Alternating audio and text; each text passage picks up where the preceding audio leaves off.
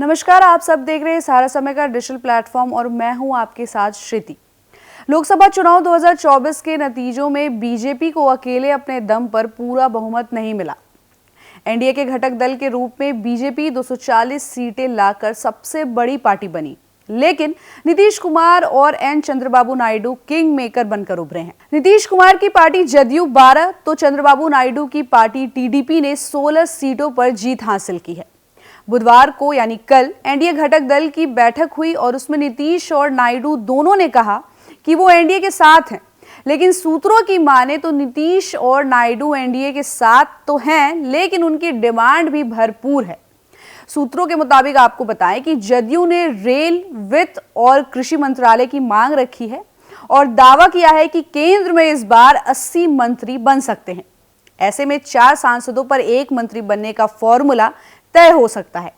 वहीं चिराग पासवान की party LJP ने भी 2 मंत्री पद की डिमांड रखी है। जेडीयू पार्टी के सूत्रों का कहना है कि इस बार एनडीए को समर्थन शर्तों के आधार पर देंगे।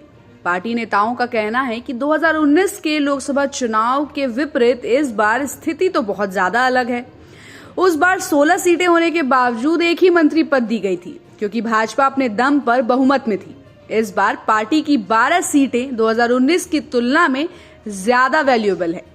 सूत्रों के मुताबिक जदयू की नजर रेलवे, ग्रामीण विकास और जल शक्ति मंत्रालय पर है। वहीं दूसरे ऑप्शन के तौर पर परिवहन और कृषि मंत्रालय हो सकते हैं। नीतीश कुमार इससे पहले भी एनडीए सरकार में रेलवे, कृषि और परिवहन मंत्री रह चुके हैं और जदयू के नेता का कहना है कि हम चाहते हैं कि हमें ऐसे मंत्रालय मिले जिससे राज्य के विकास में मदद मिले। घटते जल स्तर और बाढ़ की चुनौतियों के साथ साथ जल संकट का सामना कर रहे बिहार के लिए जल शक्ति मंत्रालय एक बहुत ही इम्पोर्टेंट मंत्रालय है। उन्होंने आगे कहा कि ग्रामीण विकास मंत्रालय ग्रामीण बुनियादी ढांचे और अर्थव्यवस्था को बढ़ावा देने में मदद कर सकता है। साथ ही रेलवे मंत्रालय बिहार को मिलना निश्चित रूप से बिहार के लिए गर्व की बात होगी। वहीं सूत्रों के मुताबिक से खबर तो ये भी है कि केंद्र सरकार से नायडू की सबसे बड़ी मांग आंध्र प्रदेश को विशेष राज्य का दर्जा दिलाना है। आपको बता दें कि 2014 से 2018 के दौरान नायडू राज्य को विशेष राज्य का दर्जा दिलाने में विफल रहे और जिसके बाद उन्होंने बीजेपी से गठबंधन तोड़ लिया था। इसके बावजूद उन्हें 2019 के विधानसभा चुनाव में करारी हार का सामना करना पड़ा था।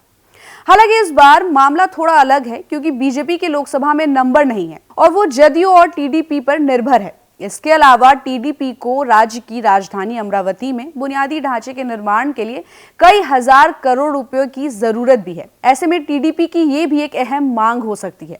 अब टीडीपी के करीबी सूत्रों का कहना है कि पार्टी ने ग्रामीण विकास, आवास और शहरी मामले, बंदरगाह और शिपिंग, सड़क परिवहन और राजमार्ग जैसे जल शक्ति मंत्रालय की भी मांग रखी है।